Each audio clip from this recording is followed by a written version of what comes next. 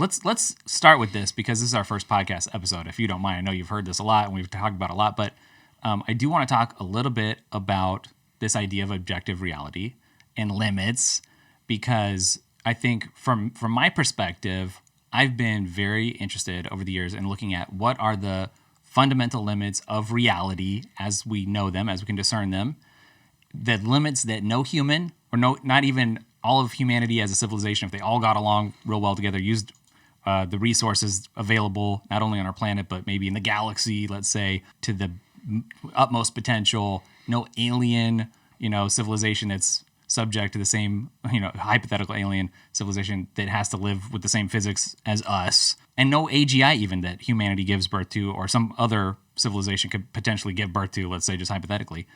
What are the limits that nobody can change? And I do think that they're there. I personally think that they exist. Now, this is where I'll probably differentiate myself from a lot of other people out there, especially in the tech space, especially people who consider themselves innovators.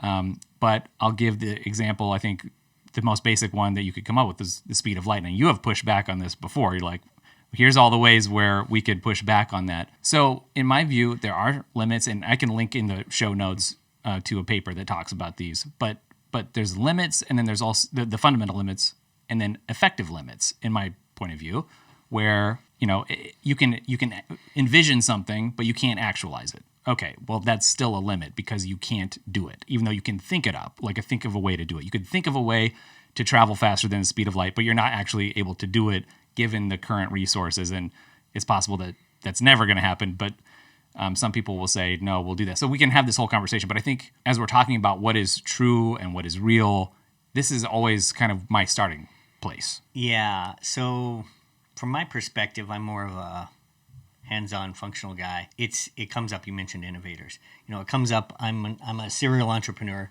and limits come up all the time. That's what thinking outside the box and not being limited. Mm-hmm. Now, this is stopping short of your, there are some limits out there. Yeah.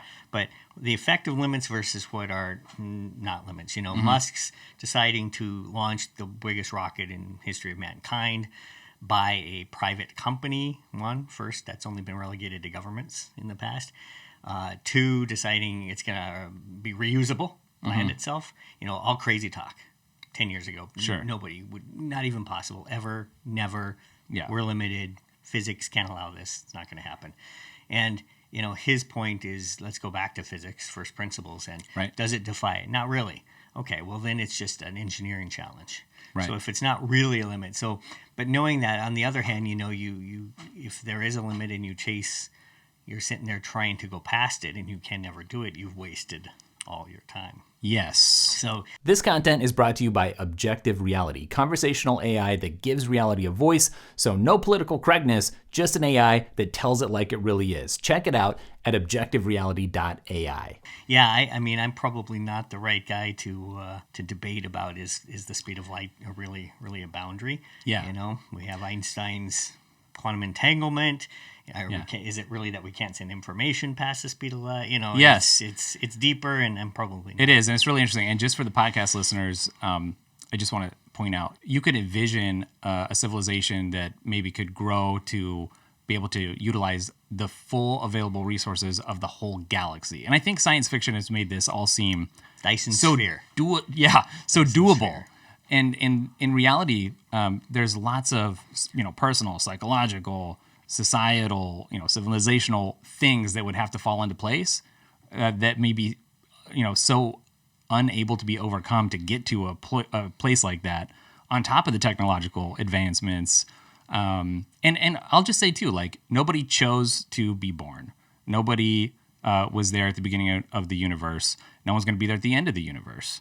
Humans, I feel like, are inherently limited. Now, that doesn't mean, from my perspective, that we have to dream small. I think it's important, like a Musk, to dream big and to dream about things that were previously, nobody thought of or thought was crazy. I acknowledge that, and I think that's very important. I do also think, though, that there's two sides to that coin. You could misallocate some resources, chasing what I like to call an alchemy trap. Where the alchemists of old thought, hey, we can turn lead into gold, and that was not actually something that could happen. So I think there's a lot of things that people can envision or want. Here's the key thing too. They want to have happen and feel like it's just a matter of enough willpower, time, technology. And then you get into just because you can doesn't mean you should. So some things certainly are thresholds. And I think there's value in going past certain thresholds. So there's limits and there's thresholds, and you can cross. If you can cross it, it's not a limit; it's a threshold. And there's a lot of things that we can, as humans, through technology, willpower, time, cross. But you do get into that realm of should we? This is the transhumanism debate. There's a lot of areas, and AI plays into this for sure.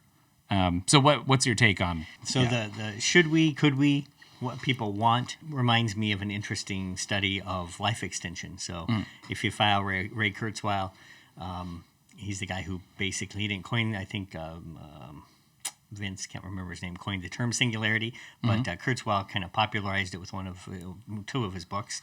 One of his books, he's into kind of radical life extension. It's interesting, there's this point of this kind of escape velocity where we gain a year of life for every year we gain an extra year of life. So every calendar year, our technology gets better such that we gain an extra year of life. Yeah. Once we get that point, we escape and we're quote unquote immortal, right? That's their take. What's interesting about that is kind of the experts in the field, the date that they said this would happen corresponded to the time they were about 70 years old.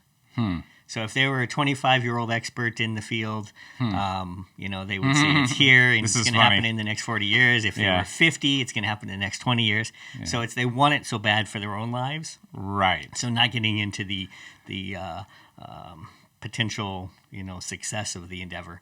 I think it's interesting. People definitely want things. That is a motivator, right? Maybe that motivates the research, but it also probably clouds reality. Yeah, speaking of bias, I would definitely think so, because here we find ourselves, on this planet in this neighborhood of space, and is there a reason for that, or are we completely insignificant?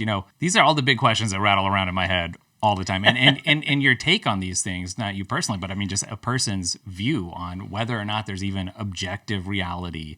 Or if anything is truly possible. But those are the things, they matter, and they do eventually matter to your daily life and the way that you're going to end up proceeding, hopefully, or without hope, or, I think that's why I think about these things in terms of technology, the tech I choose to use and want to use,